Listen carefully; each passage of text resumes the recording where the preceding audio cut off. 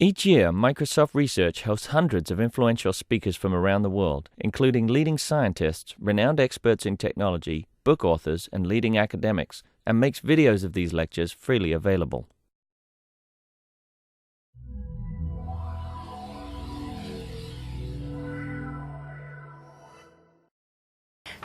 Good afternoon and welcome. My name is Kirsten Wiley, and I'm here today to introduce and welcome Naomi Oreskes, who is visiting us as part of the Microsoft Research Visiting Speaker Series. Naomi is here today to discuss her book, Merchants of Doubt: How a Handful of Scientists Obscured the Truth on Issues from Tobacco Smoke to Global Warming. 40% of Americans believe there is major scientific disagreement as to whether global warming is real, yet few working climate scientists would dispute that it is happening. There are a cadre of people who have been extremely effective at spreading confusion and seeding doubt about the dangers of cigarette smoking, the effects of acid rain, existence of the ozone hole, and the problems caused by secondhand smoke. Ideology and corporate interest has skewed public understanding and spread confusion on many of the most important issues of our time. Naomi is a professor of history and science studies at the University of California, San Diego. Her study, Beyond the Ivory Tower, published in Science, was a milestone in the fight against global warming denial and was cited by Al Gore in An Inconvenient Truth. Please join me in welcoming Naomi to Microsoft.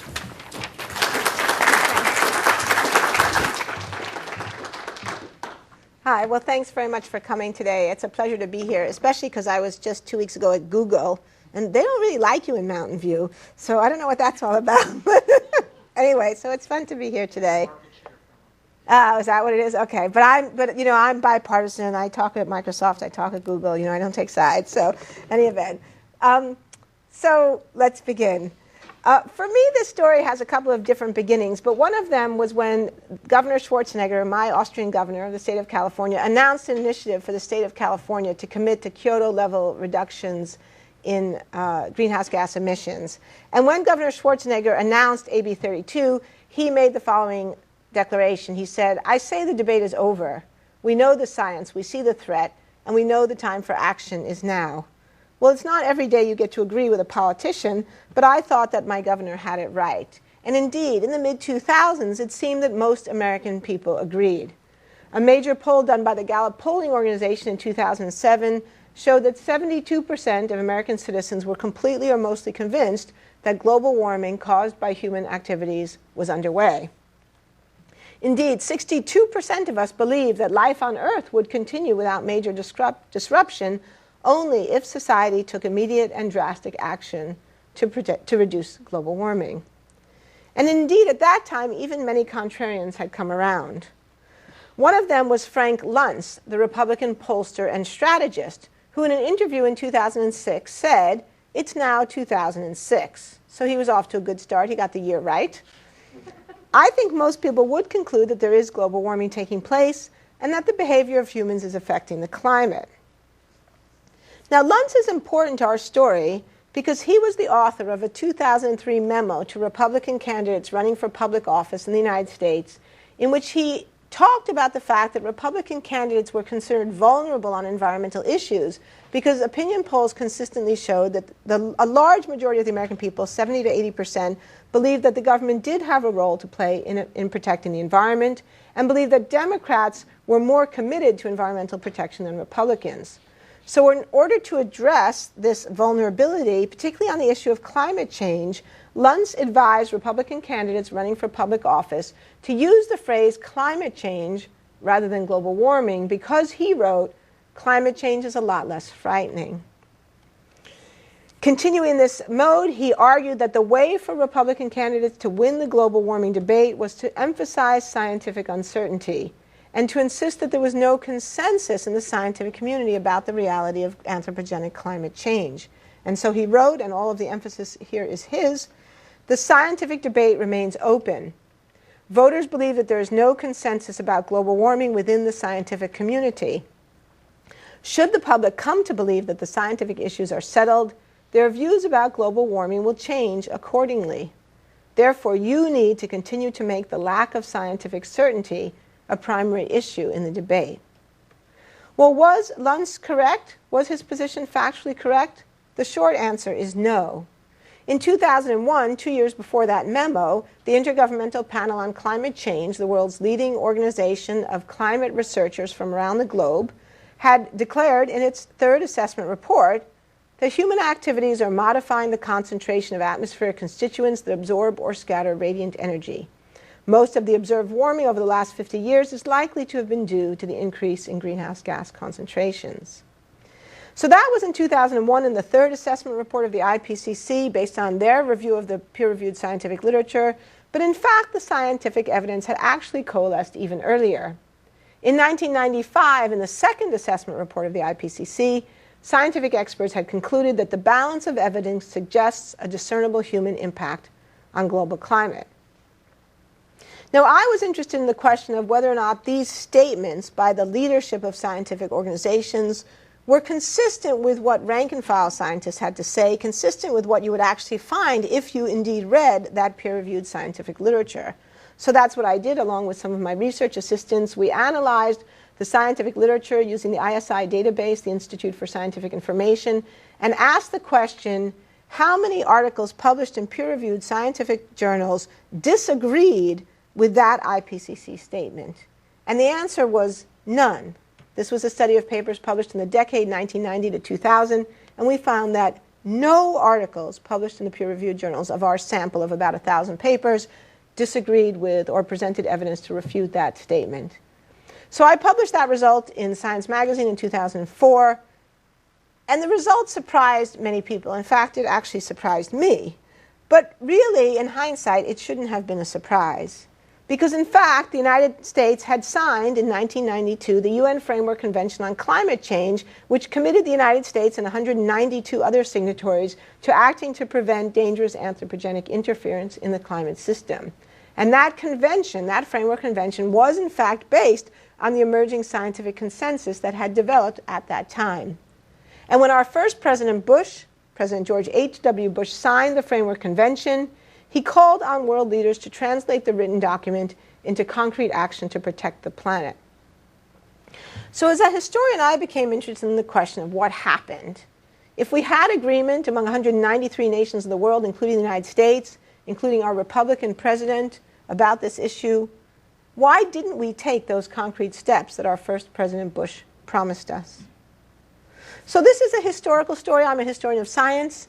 And what I'd like to do then today is to give you a super brief history of the evolution of climate science, just hitting on a few of the major key historical milestones, and then to tell you the story of the emergence of a political challenge to that science.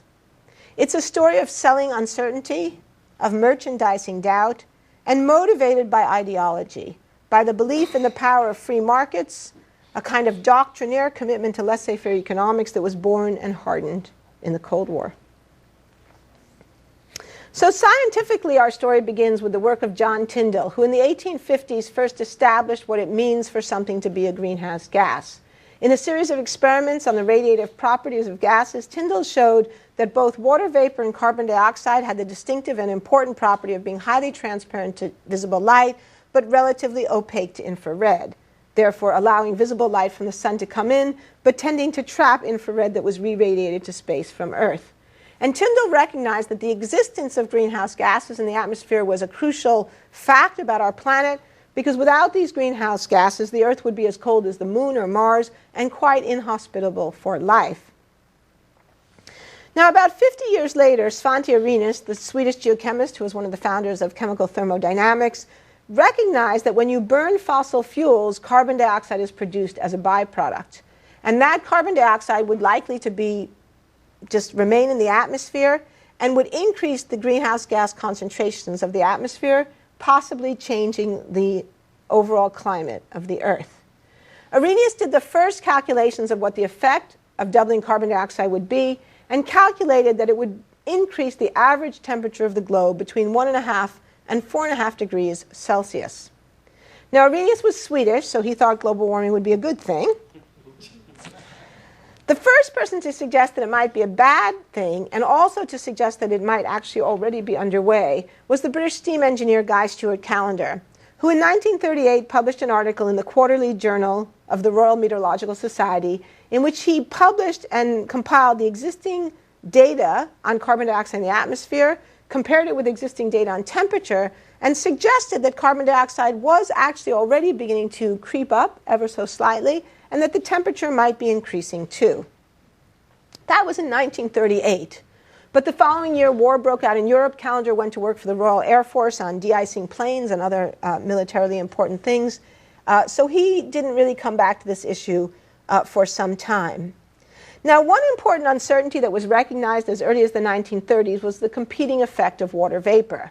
So Tyndall had established that water vapor was an important greenhouse gas as well. And as most of us know, there's much more water vapor in the atmosphere than carbon dioxide. So one question that was raised early on was, well, why would small changes in CO2 have an impact on the atmosphere if carbon dioxide is swamped by the much greater quantities of water vapor? And some people suggested that therefore small changes in CO2 would not have much effect. This question was taken up and resolved by Gilbert Plas in the 1950s, who was one of the pioneers of upper atmosphere spectroscopy, one of the first people to use satellite measurements to measure the atmospheric constituents of the upper atmosphere. Plas resolved the absorption bands of water vapor and CO2 to a much greater degree than had ever been done before, and showed that although there was some overlap in the absorption bands, there was also a very large area of non-overlap, suggesting that in fact additional carbon dioxide would have a detectable impact on the total greenhouse effect in the atmosphere. Plas's work had a big impact on these two men, Hans Suess and Roger Revelle, both oceanographers at the Scripps Institution of Oceanography in California, where I first came across their work in the archives. In 1957, Revelle was working on the planning committee for the International Geophysical Year, thinking about what satellite and other measurements could be taken during IGY that would answer significant and important scientific questions. And one of these, he thought, was the issue of the question and the effect of carbon dioxide. And so in an article published in 1957, Suess and Revelle suggested that by increasing the amount of carbon dioxide in the atmosphere by burning fossil fuels, that mankind was performing what they called a great geophysical experiment. That carbon dioxide had been stored in fossil fuels over hundreds of millions of years of geological time, and large amounts of this carbon dioxide were now being returned to the atmosphere over the course of less than a century. And so they proposed that as part of the International Geophysical Year, scientists should begin to take systematic measurements of carbon dioxide to see if it was indeed increasing, and if so, what impact, if any, it was having on the atmosphere. This inventory, this monitoring of carbon dioxide, became the life's work of this man, Charles David Keeling, also a professor at the University of California, work for which he won the National Medal of Science awarded to him by President George W. Bush in the 2000s. In 1958, Dave Keeling began what became his life's work, the systematic measurement of carbon dioxide in the atmosphere. Within just a few years, Dave Keeling concluded that his own data were already answering the question. That is to say that he discovered two things. First of all, a very dramatic seasonal effect of carbon dioxide associated with photosynthesis in the biosphere, but also a measurable, steady, slow but steady increase in the total amount of carbon dioxide. So by 1965, Dave believed that his data did in fact show that CO2 was creeping up from about 315 parts per million in the atmosphere when he began to about 320 by 1965. This led him and Revelle to write what, as far as I can tell, was the first warning or the first kind of alarm bell to be sounded by scientists to alert policymakers of what the possible economic, social, and political impact of this could be. And in 1965, as part of a report of the President's Science Advisory Committee, Revelle and Keeling wrote, "By the year 2000, there will be about 25% more carbon dioxide in our atmosphere than at present, and this will modify the heat balance of the atmosphere to such an extent that marked changes in climate could occur." And they go on to talk about sea level rise and other effects that could result from increased global temperature. Now, it's often said that politicians never listen to scientists, but at least one politician did. In 1965, Lyndon Johnson said in a special message to Congress, "This generation has altered the composition of the atmosphere on a global scale through a steady increase in carbon dioxide from the burning of fossil fuels." So that was 1965. So already decades ago, scientists were alerting politicians to the fact that carbon dioxide was increasing, that it was a greenhouse gas, that it would be expected to affect the climate, and those changes in the climate would have a series of ramifying effects, including sea level rise. But in 1965, President Johnson had a few other things to worry about, and not much serious interest was generated in policy circles. That began to change a few years later with a historical development that is probably of interest to people here at Microsoft, which was the rise of computer modeling of the Earth's climate system. As all of you know, by the late 1960s and early 70s, there had been the development of fast digital computers, which made it possible for the first time to build general circulation models that enabled scientists to study the Earth's climate as a system. So up until now, scientists had been working with computer models as part of numerical weather prediction, making 5-day forecasts, but now for the first time beginning to modify those computer codes to study the climate system and to model the dynamics of the atmosphere in a quasi-realistic way and to begin to consider long-term trends. And with this, scientists like Suki Manabe and Kirk Bryan at GFDL and other places began to revisit what they came to call the calendar question and to build state-of-the-art models which confirmed his and Arrhenius's earlier results.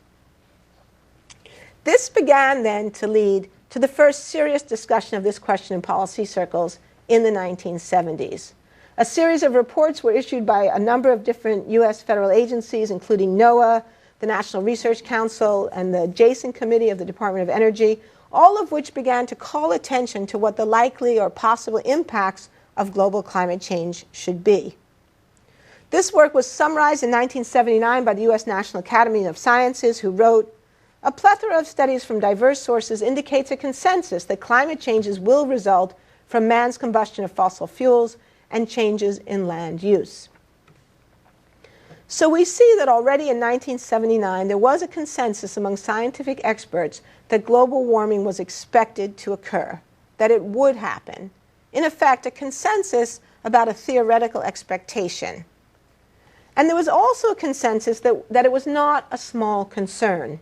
The National Research Council wrote, "The close linkage between man's welfare and the climatic regime within which his society has evolved suggests that such climatic changes would have profound impacts on human society."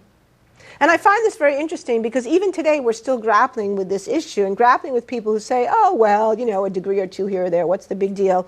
But the scientists, even in the 1970s, were trying to point out that human civilization had evolved over a very short period of time. I mean, most of everything that we call civilization has evolved within the last 10 to 12,000 years since the end of the last glacial maximum in a relatively narrow window of average global temperature. So there was agreement about experts that climate change would be expected to occur, and there was an agreement among experts that it would matter. The big question about which there was not yet agreement was when. When would these changes occur? Most scientists thought that they were still pretty far away, that detectable changes would not occur until the 21st century. And if you read the scientific literature and reports from this period, dates like 2000, 2010, 2030, 2050 are being bandied about. So the surprising result was that when detectable changes, or changes became detectable, only 6 years later. When NASA climate modeler Jim Hansen and his team at the Goddard Institute for Space Studies concluded that the human fingerprint, the anthropogenic signal, had in fact already become detectable in their data. Hansen testified to this in the summer of 1988 as heat waves were racking the American Midwest, declaring that he and his team were 99% certain that climate change driven by human effects, by anthropogenic global warming, was now detectable. So it was this emerging data and disturbing data that climate change was perhaps happening more rapidly than scientists had imagined that had led in part to the creation of the IPCC in 1988. But it also led to something else. It led to the emergence of a politically motivated campaign to challenge that scientific consensus, to challenge the scientific data behind Hansen and others' conclusions, and to cast doubt upon that science. The campaign focused on the claim that the science was unsettled, that there wasn't a consensus among experts, that scientists were still arguing the point, and therefore it would be premature for governments to act to intervene. As a historian, I'm interested in origins, and it turns out that the origins of this claim can actually be traced back to a surprisingly small number of people. Now, today, doubt about climate science is promoted in many quarters. We hear it promoted on Fox News. We see it promoted all over the internet. Many think tanks, such as the Cato Institute, the Heritage Foundation, the Heartland Foundation, the Competitive Enterprise Institute. There's a long list of people who now promote doubt about climate science. But one of the most important, one of the most persistent voices challenging climate science, going back to 1988, going back to this period when the scientific evidence first really came together, is the George C. Marshall Institute, a think tank in Washington, D.C. Since the late 1980s, the Marshall Institute has either denied the reality of climate change or insisted that if there is climate change, that it is not caused by human activities. So where did the Marshall Institute come from? And why do they promote doubt about peer-reviewed climate science?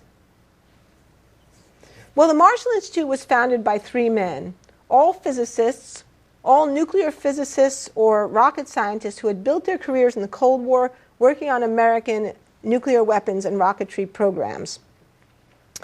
On the left, Robert Jastrow, the original founder of the Marshall Institute, an astrophysicist and head of the Goddard Institute for Space Studies, who had been very active in helping to develop the rocketry behind the Apollo program.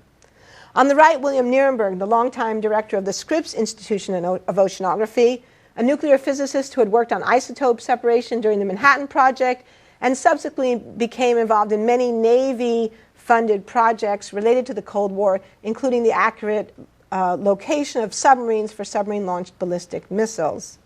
And in the center, Frederick Seitz, a solid-state physicist who had worked with Eugene Wigner, who's considered one of the fathers of the atomic bomb, the man who helped convince Albert Einstein to write his famous letter to President Roosevelt advocating the building of the bomb, who rose to prominence in the 1950s and became president of the U.S. National Academy of Sciences and then president of the Rockefeller University. These three men had known each other for many years. They had served on many high-level scientific advisory committees. And in the early 1980s, they found themselves working together on an advisory panel to the Reagan administration on the question of strategic defense, or what most of us know of as Star Wars. Now, as many of you know, SDI was highly controversial among scientists because it was a departure from the Cold War doctrine of mutual assured destruction.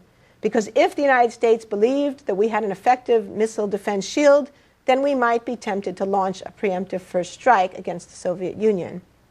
And so for this and a number of other reasons, both political and technical, American scientists mobilized very actively against SDI. Over 6,500 American scientists and engineers, including many computer scientists, signed a petition declaring a boycott of the SDI program.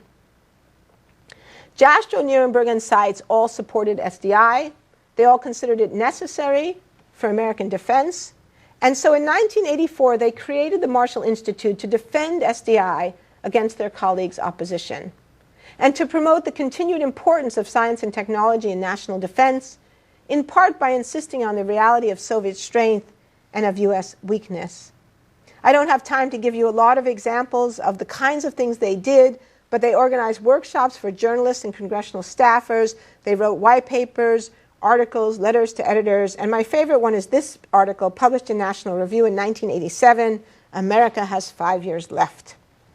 That's one scientific prediction that did not come true.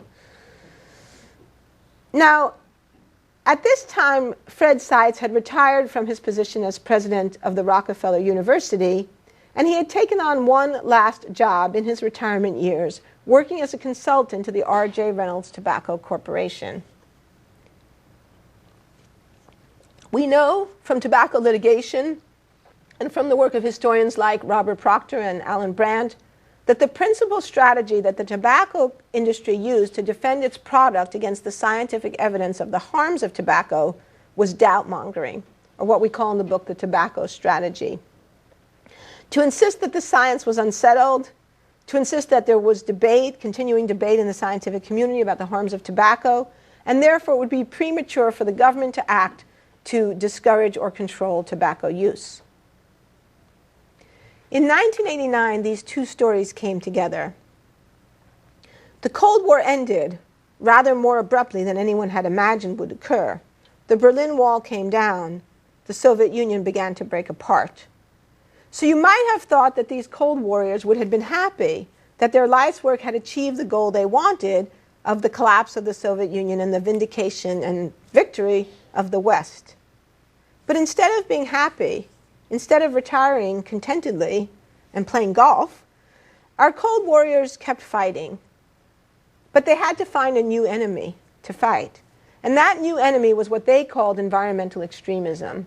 The exaggeration of environmental threats, or what they considered to be the exaggeration of environmental threats, by people with a left-wing agenda. And they applied the tobacco strategy that Fred Seitz had learned working for R.J. Reynolds to insist that the science was unsettled. Doubt is our product, ran the infamous memo written by one tobacco industry executive in 1969, since it is the best means of competing with the body of fact that exists in the minds of the general public. Well, one of the things that the tobacco industry recognized early on was that if doubt was their product, they needed people to sell doubt. And they realized that if a tobacco industry executive stood up in public and said, well, you know, we're not really sure that tobacco is harmful, most of us would not find that highly credible. And certainly journalists would not find that highly credible. But if a scientist said it, and if particularly a prominent scientist, a former president of the U.S. National Academy of Sciences said it, well, that was a different matter. And so a significant part of the tobacco strategy, what they sometimes referred to as Project Whitecoat, was to recruit prominent scientists, the more prominent the better, to sell the message of doubt. Now, they didn't have to be doctors, they didn't have to be oncologists, they didn't have to be epidemiologists, because one of the things the tobacco industry found was that the public didn't really know the difference between oncology and atmospheric chemists. And journalists never asked. Journalists never said, well, what actually is your specialty? And of course, we see this going on even today. So the book, Merchants of Doubt, is a story about the scientists who supplied doubt. The scientists who were recruited by the tobacco industry and others to supply doubt, but not just about the harms of tobacco, although that's where the story begins, but a story that runs through a whole series of issues then, a series of issues about which these men became serial contrarians, in case after case after case, challenging the dominant scientific view and supplying doubt about it over the question of the threat of nuclear winter and the efficacy of SDI, the reality of acid rain, the severity of the ozone hole, and most recently, of course, the biggest issue of all of these, the human drivers of global warming. And then in the book, we also have a discussion of a kind of revisionist attack that is going on today over the question of the science related to the pesticide DDT. So in the book, we tell the story of how these prominent physicists cast doubt on the science related to each and every one of these issues, and how in every single case, the playbook was the same. In case after case after case, even for science that was totally different and totally unrelated, they insisted that the science was too uncertain to justify government action. Now, to learn how they do it, you'll have to buy the book. What I want to talk about today is what my colleague Eric Conway and I found to be, in a way, the most perplexing part of the book, and the part of the story that we felt most motivated to try to understand, which was why they did it. Why would prominent and distinguished scientists like Frederick Seitz, why would they challenge the work of their own colleagues? Why would they reject data published in the very journals that they themselves had published their own scientific work during their own scientific careers? Why would they doubt the work of people that they had hired in their own institutions, as was the case for Robert Jastrow? And also, why this doubt-mongering campaign, why it worked, why it gained so much traction, especially on the conservative or Republican side of the American political spectrum, as we see today, with so many Republican leaders rejecting the scientific evidence, and then helping them to explain why this issue became so politically polarized. So again, I don't have time to go into all the details of the book, so this is a kind of short answer version. But the short answer is actually ideology. It's about belief systems and belief structures. When we started this work, almost everyone we spoke to thought we were going to tell a story of just a kind of simple story of corruption, of people doing this for money. And it's really important to point out that at no point during this story did we ever find any evidence that any of the key players were predominantly motivated by money. But rather, we found abundant evidence that they were deeply motivated by their political beliefs. and in particularly by the belief that George Soros has termed free market fundamentalism. That is to say, a kind of abiding faith, a kind of overwhelming faith in the power of free markets. In the book we talk about this, and I think the best way to think about free market fundamentalism and its role in American politics over the last 20 or 30 years is to understand it as a sort of end member of a spectrum of views that are broadly categorized as modern neoliberalism. This is a set of views that have been very predominant in the last 30 years, focused on the importance or the power or efficacy of deregulation and in releasing the so-called magic of the marketplace. It came to prominence in the early 1980s under Margaret Thatcher in the United Kingdom and Ronald Reagan here in the United States. But it wasn't just conservatives, Tories, and Republicans that promoted neoliberalism. It was also promoted throughout the 1990s in the so-called Washington Consensus led by our Democratic President Bill Clinton and UK Labour leader Tony Blair. It has also been promoted heavily by the famous head of the Fed, Alan Greenspan, who served 5 different presidents, both Republican and Democratic. And indeed, I think it's fair to say that right up until the global financial collapse of the last few years, there has been in political and economic circles a bipartisan consensus on the virtues of deregulation, ceteris paribus. Now, where did this all come from? Well, among conservative economists in the United States, the principal inspiration for this comes from the Chicago economist Milton Friedman, who published a seminal work, quite worth reading, in 1962 called Capitalism and Freedom. The crux of the argument is summarized by the title. Friedman argued that capitalism and freedom are 2 sides of the same coin, that they have to go together, that they inevitably go together, because without capitalism you won't have freedom, and without freedom you can't have capitalism. Why? Well, he argued that if state governments attempt to control the economy, the only way they can control the economy is to control the people who are the citizens who are the actors in those economies.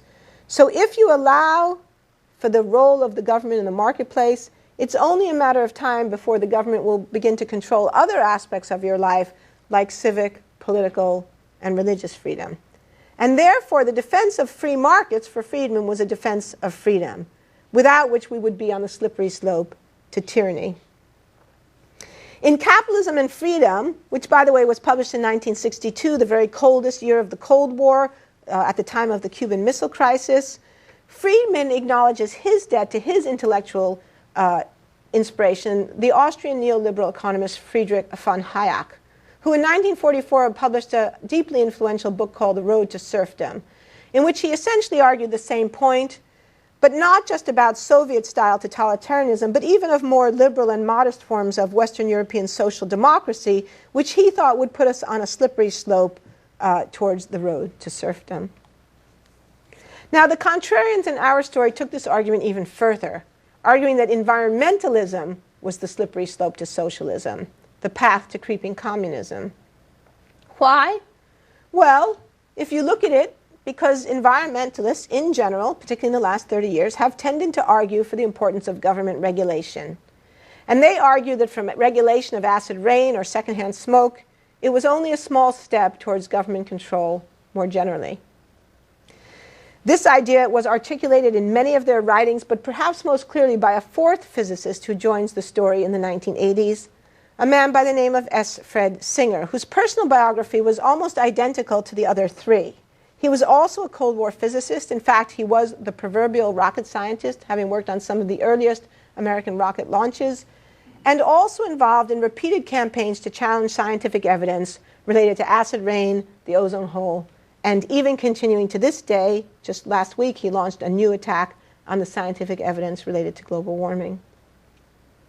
Now, I mentioned that Seitz had worked for the R.J. Reynolds Tobacco Company. And in the early 1990s, we find Fred Singer working with Philip Morris to attack the Environmental Protection Agency over the issue of secondhand smoke. In 1993, Singer and a lawyer named Kent Jeffries wrote a report called EPA and the Science of Environmental Tobacco Smoke. It was published, Jeffries was a lawyer affiliated with the Cato Institute and the Competitive Enterprise Institute, so not a scientist. Singer was a physicist, not an oncologist, and not an epidemiologist.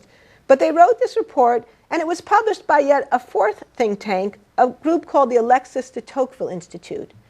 If you look at the documentation surrounding this report, which Eric Conway and I have done, you find that the funding for this came from the Tobacco Institute, which was a research center set up by the tobacco industry. So here you have, in a nutshell, a whole other part of the story that we tell in the book about the way in which the tobacco industry, and then later also the fossil fuel industry, funneled money into supposedly independent think tanks, like the Alexis de Tocqueville Institute, to write reports supporting positions that were, in fact, the positions of the tobacco industry. And some of the memos we found even have things that say things like, we have to be sure to cover the Philip Morris fingerprints on this one, or we don't want any Philip Morris fingerprints on this one. And so they create a whole network of think tanks. And in the book we talk about this. Eric and I counted 25 different think tanks that we've been able to identify that have promoted doubt-mongering about tobacco, global warming, and other issues, all of whom have received funding either from the tobacco industry or the fossil fuel industry, the chemical industry, all of whom acclaim to be independent and nonpartisan, and all of whose activities are tax deductible because they are nonprofit and nonpartisan. Okay, so why were they going after the EPA at this point? Well, there's a little sideline here which I love to tell this story because it's one of the few times that we find the tobacco industry making a tactical mistake. The guys who worked for the tobacco industry were incredibly smart, and they had armies of really smart, really hardworking lawyers. So they very rarely made big mistakes. But they did make one here. The tobacco industry was very sensitive about language. They were always talking about what they should call things. And they decided in the early 1990s they didn't like the term secondhand smoke because they reckoned that Americans didn't like secondhand things. So they decided they would call it environmental tobacco smoke instead, and thought environmental sounds kind of nice, you know. Well, the only problem was that this invited the scrutiny of the Environmental Protection Agency. So in 1992, the Environmental Protection Agency reviewed the issue and declared secondhand smoke to be a Class A or proven carcinogen. And some of you may know about Class A carcinogens because, of course, World Health Organization has a whole set of, you know, Class A, Class B, Class C, proven, possible, probable, and as we've all recently heard, there's a lot of discussion about cell phones now in this whole category. But Class A is the highest level of demonstrated, robust, independent, replicable, peer-reviewed data, and this result was affirmed independently by the U.S. Surgeon General. Indeed, the evidence was supported by over 10,000 different independent peer-reviewed studies in the United States, Japan, Canada, Australia, Germany, and elsewhere. So why would a rocket scientist challenge these data? Indeed, why would any scientist challenge these data? Well, the great thing about being a historian is how often people answer these questions themselves. You don't have to speculate because often people tell you in their own words. And Fred Singer did exactly that. On page 2 of this report, he wrote, "If we do not carefully delineate the government's role in regulating dangers, there is essentially no limit to how much government can control our lives." So here you see it, the road to serfdom, the slippery slope, that if we let government tell us whether or not we can smoke, it's only a matter of time before they'll control other things, including, of course, the economy. And so then we begin to see the Milton Friedman argument emerging here as well. So in 1996, after the second assessment report of the IPCC, Fred Seitz, who was a physicist, not an economist, wrote a report in the Wall Street Journal in which he alleged that IPCC reports are often called a consensus view. But if they lead to carbon taxes and restraints on economic growth, they will almost certainly have a destructive impact on the economies of the world. So the governments will control our lives personally, they'll control the economies, and will be on the slippery slope both to serfdom and economic collapse. And Frank Luntz made a similar point also in the Wall Street Journal, this time in 2003, before his conversion. So this is after the third assessment report of the IPCC. Luntz writes, "Once Republicans concede that greenhouse gases must be controlled, it will only be a matter of time before they end up endorsing more economically damaging regulation." So you see this idea that Republicans can't concede the science, because if they concede the science, well, then we'll have to endorse regulation. And most recently, we see this story continuing. Just a few weeks ago, some of you probably know that Republican presidential candidate Mitt Romney broke with many in his party on Friday, this is from CBS, when he said that he believes that humans have contributed to global warming. So Romney is the only one of the major Republican candidates, or maybe the only one of any of the Republican candidates, who are interested in being the next president of the United States, who are willing to say in public that they accept the scientific evidence of anthropogenic climate change. And when Romney made this announcement in Hanover, New Hampshire, Newt Gingrich said that the push to address climate change is the newest excuse to take control of our lives by left-wing intellectuals. So we see this throughout the writings of contrarians, assertions that environmentalists, and also by implication scientists working on environmental issues, have a hidden agenda to control our lives. It's a hidden agenda that is anti-business, anti-free market, and anti-technology. And we see often the allegation, sometimes the overt accusation, that environmentalists are in fact socialists in disguise. They refer to environmentalists as watermelons, green on the outside, red on the inside. George Will, who writes for the Washington Post, not generally considered to be a right-wing newspaper, has accused environmentalism of being a green tree with red roots. And Senator James Inhofe of Oklahoma, who has threatened to indict climate scientists for conspiracy to lie to Congress, has accused the scientists of being part of the liberal conspiracy to bring down global capitalism, to which I replied that liberals should be so organized. And here's what Fred Singer had to say about this anti-business agenda, the hidden agenda. In 1989, discussing the ozone hole, Fred Singer wrote, "And then there are probably those with hidden agendas of their own, not just to save the environment, but to change our economic system. Some of these coercive utopians are socialists, some are technology-hating Luddites. Most have a great desire to regulate on as large a scale as possible." So you see repeated here the accusation, these people are socialists, they're communists, they hate technology, and they want to control our lives. He continued a couple of years later, "More dangerous are those who have a hidden political agenda, most often oriented against business, the free market, and the capitalistic system. Of course, after the collapse of socialism, it is no longer fashionable to argue for state ownership of industrial concerns. The alternative is to control private firms by regulating every step of every manufacturing process." So what we see in all this repeatedly, over and over again, is that this debate is not about the science. We do not actually see Fred Seitz, Fred Singer, Robert Jastrow, Bill Nierenberg raising principled concerns about the quality or the quantity or the diversity of the data. We don't see them raising principled concerns about the peer-reviewed process, although lately we have seen people claiming to make those claims. What we see them raising concerns about are about governance, and more specifically about regulation. And we see them raising these concerns in the context of an ideological commitment to laissez-faire economics, a belief in the inextricable link between political and economic freedom, and a kind of deep hostility to regulation as a form of creeping communism, a hostility that was born and nurtured and hardened in the Cold War. Now, of course, many of these claims are a matter of opinion, but not all of them are. And as a historian, I'm always interested in things that people say, people assert, that are demonstrably incorrect, if you know anything about history.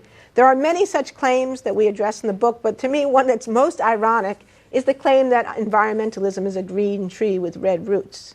Because we know a lot about the history of the environmental movement in the United States. There have been many wonderful books written about this question.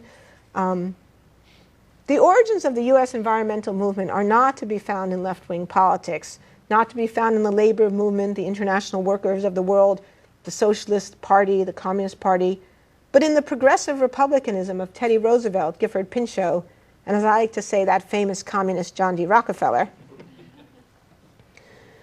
Right up until the 1960s, there was a bipartisan consensus in the United States about the importance of land preservation and environmental protection. So much so that when the Wilderness Act of 1964 began to designate American lands that would be areas where man is a visitor and does not remain, it passed the U.S. Senate by a vote of 73 to 12, and the House of Representatives by a vote of 373 to 1.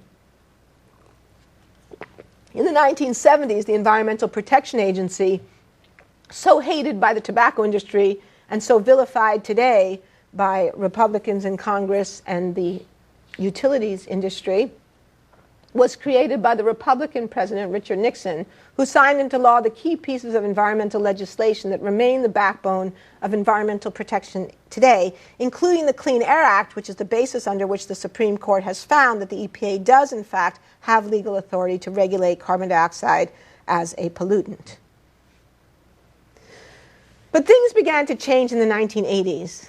They began to change both scientifically and politically.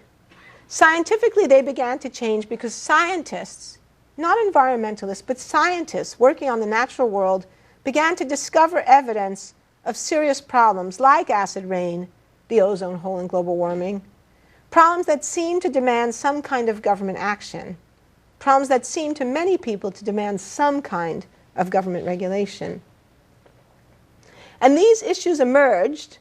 And I would say that this is the kind of historical tragedy of the story, a kind of just terrible bad luck, that the scientific evidence of these issues began to coalesce just as in the historical moment when the Reagan administration was arguing for less government and less regulation, precisely as advocated by Milton Friedman. And here we see Milton Friedman shaking hands with the president at the White House.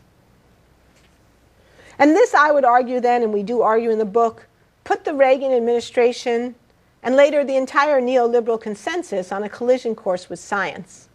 Indeed, on a collision course with our future. Now, Ronald Reagan may have had a point. Government regulation is not the solution to every problem, and some environmentalists are socialists. Moreover, as a historian of science, I'm quite comfortable in saying that the cutting edge of science is always unsettled. There is always uncertainty in science. And there's always room for reasonable doubt.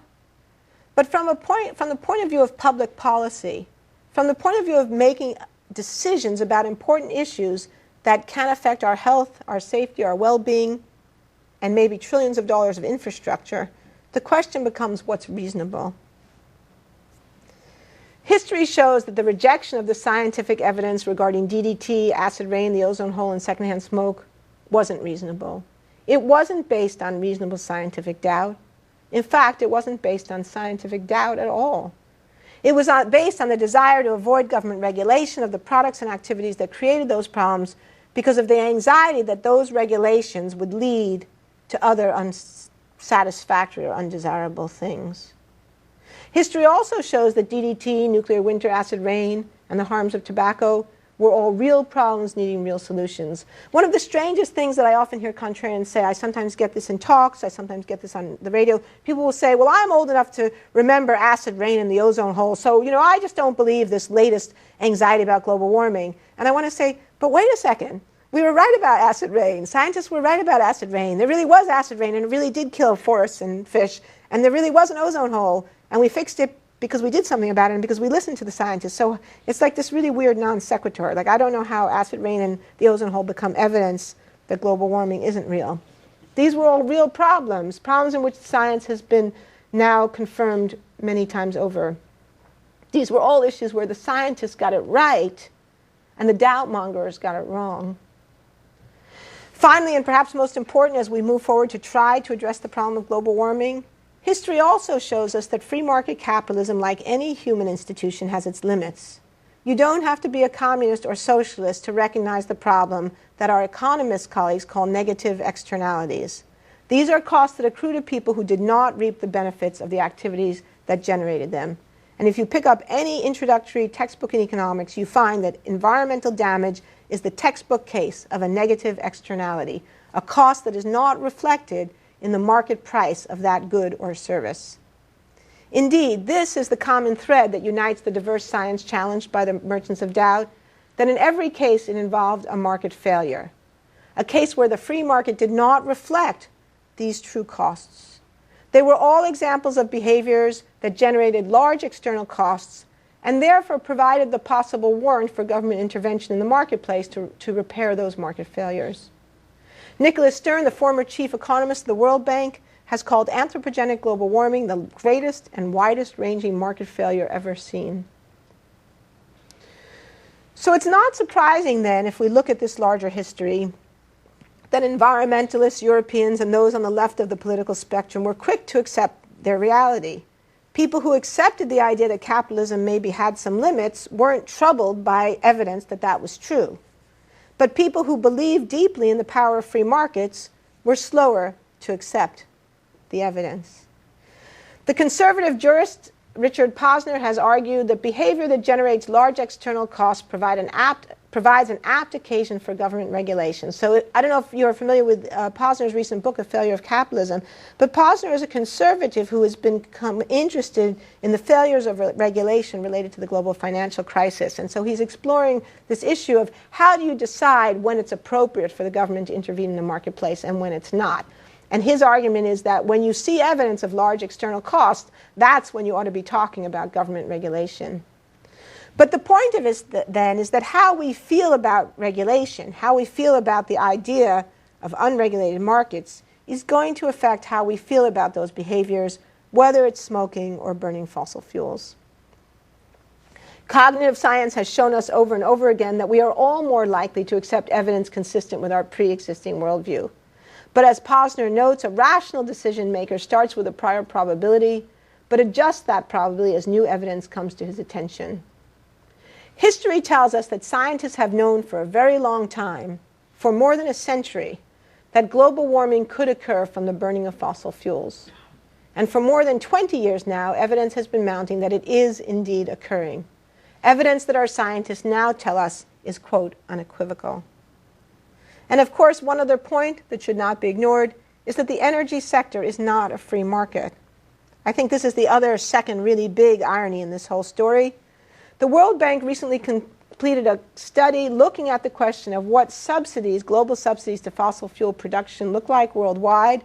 The latest year for which they have data is 2008, and as of 2008, global subsidies to the fossil fuel production and consumption were $700 billion a year. We can compare that with the Troubled Assets Recovery Program, also known as the bank bailout, which was also $700 billion. So we are bailing out the fossil fuel industry every year. This is a TARP per year for the fossil fuel industry. So we might ask why we do that, and why the defenders of free market capitalism are not troubled by this massive government intervention in the marketplace. So to conclude, the Industrial Revolution brought the developed world 150 years of unprecedented prosperity, a free lunch of historic proportions. And by and large, that prosperity has been a good thing. But as the economists tell us, there is no free lunch. The prosperity we have enjoyed was not actually free. Global warming is the bill for that prosperity, a bill that has now come due. And as Kim Stanley Robinson has pointed out, the invisible hand never picks up the check. Thank you very much.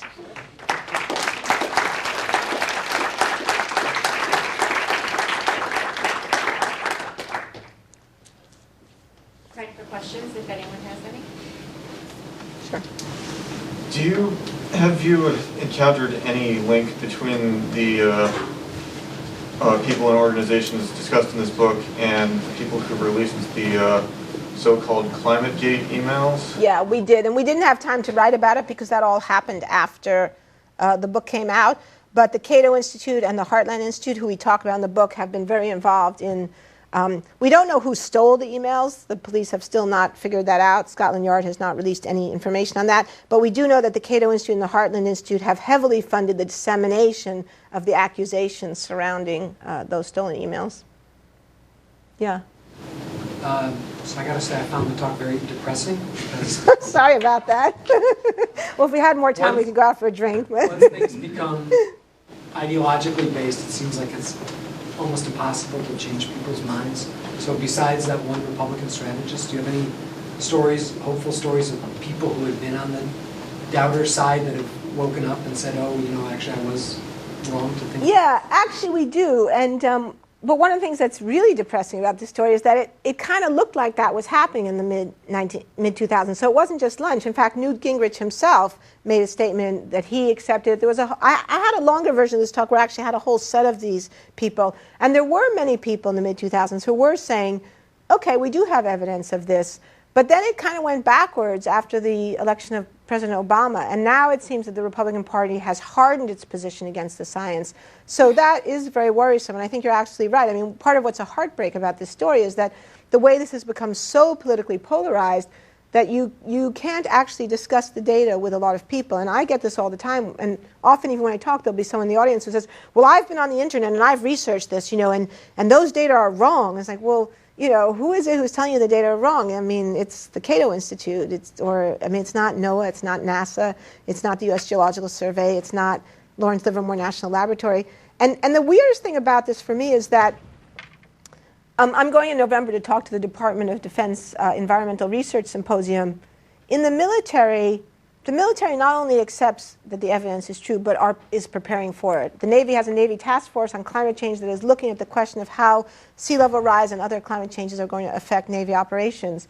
So it's a bit of a mystery to me why the people who are so entrenched in this issue aren't moved by the fact that our admirals, and our generals take this seriously. So I think it just shows how incredibly entrenched this thing has become now, and really how much damage has been done to the state of political debate in America. Yeah. So from the position of a doubter, there appears to be a sort of logical gap. Like, you can propose the argument that regulation hurts the economy, and that's fine. But then what do you do about an activity that is still damaging? Right. Are they expecting the free market to just eventually the economies will change and we'll do something that's not damaging anymore? Yeah.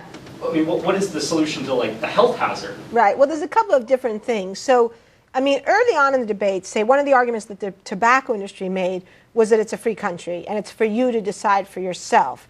You're a grown-up. If you want to smoke, it's your decision. And on some level, that's a position that I'm personally sympathetic to. But if and only if we have good information to make those decisions about. So again, another irony of this story, and of course this was one of Adam Smith's original principle, that for the invisible hand to work, people had to have perfect information.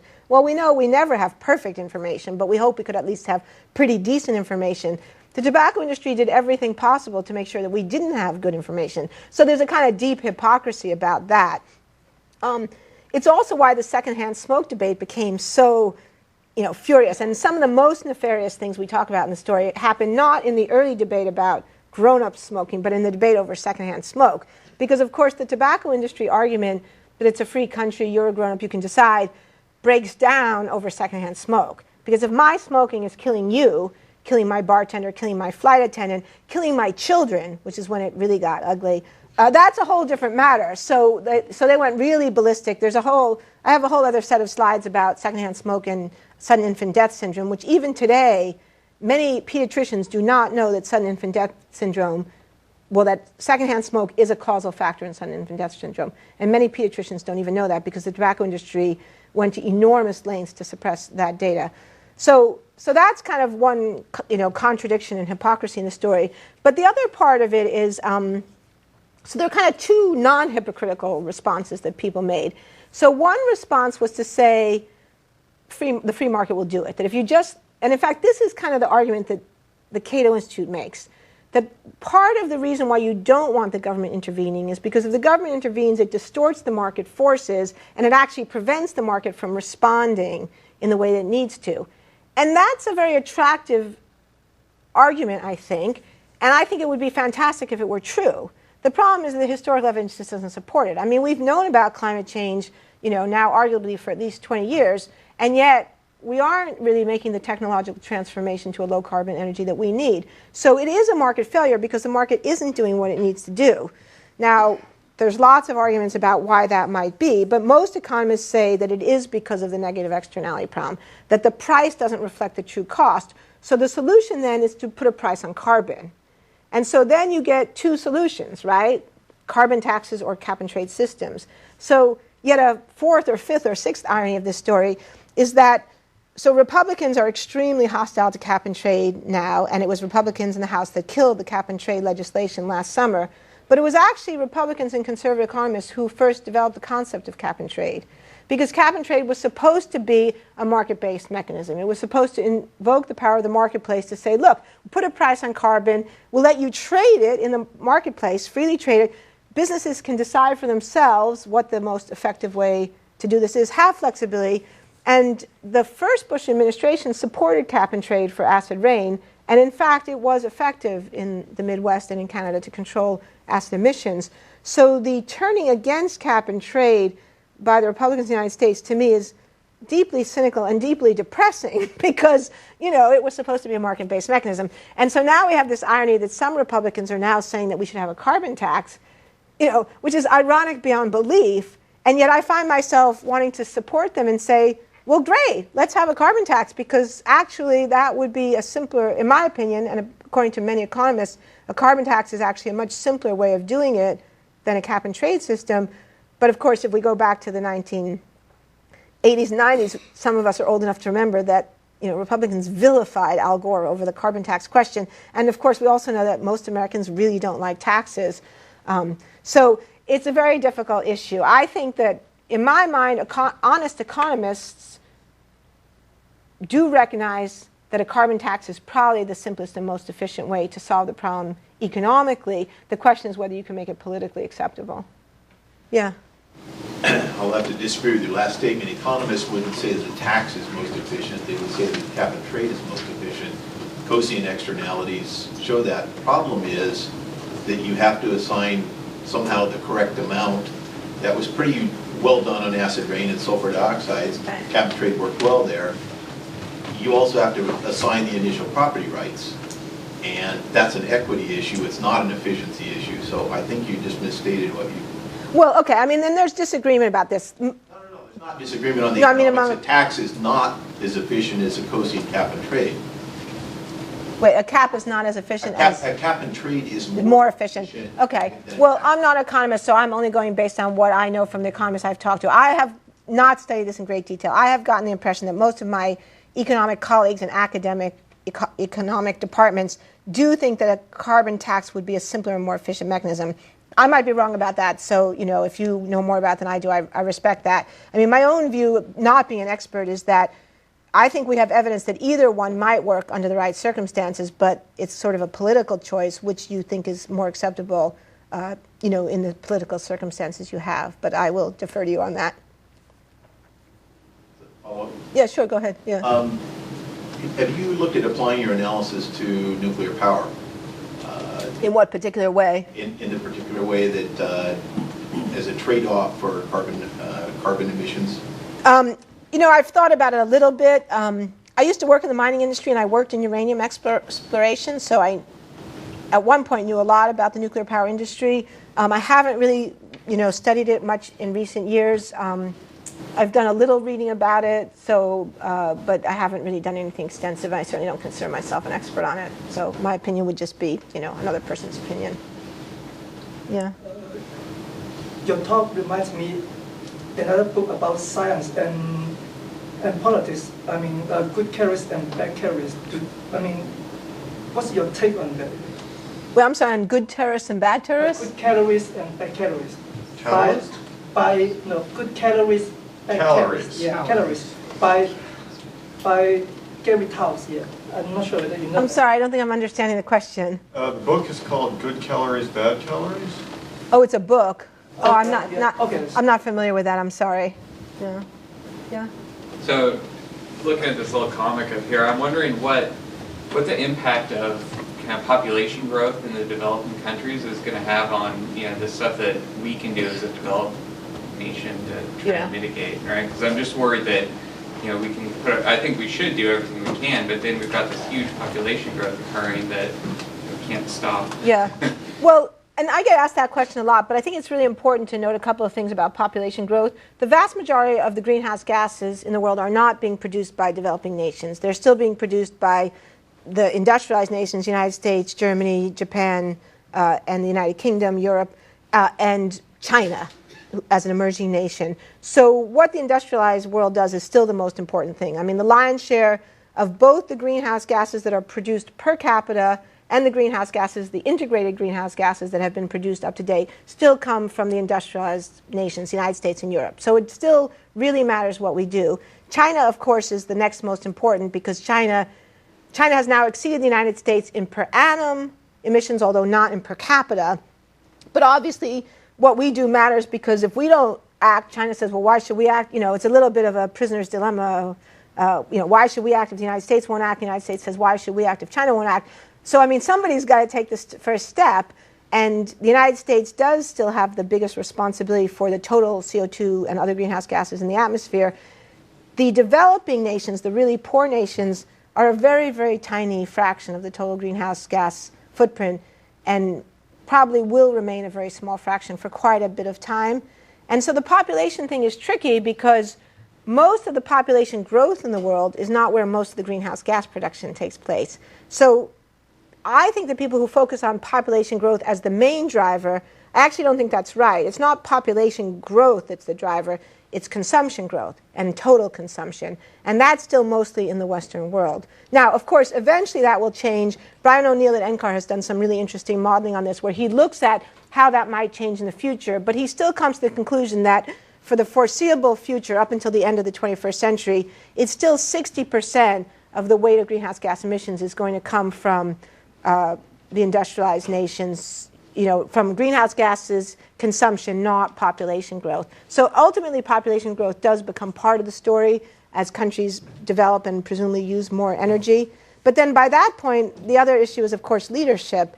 I'm not a Luddite. I am pro-technology. I think that if there's any solution to this problem, it has to be technological. So then the question becomes who's going to develop that technology, who's going to sell it, who's going to make money off it, who's going to create jobs.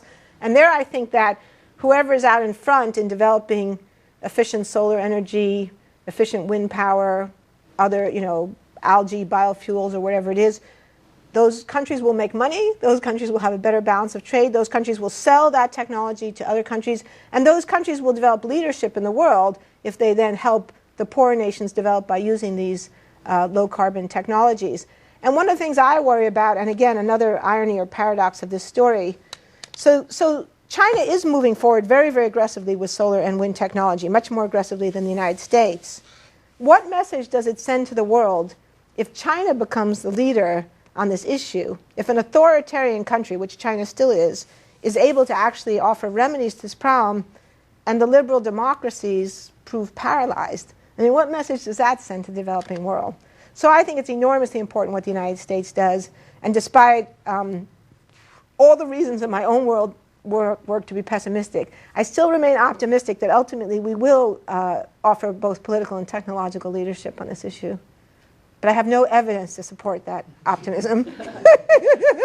And that might be a good place to stop. I think we're out of time. Yeah. Thank you.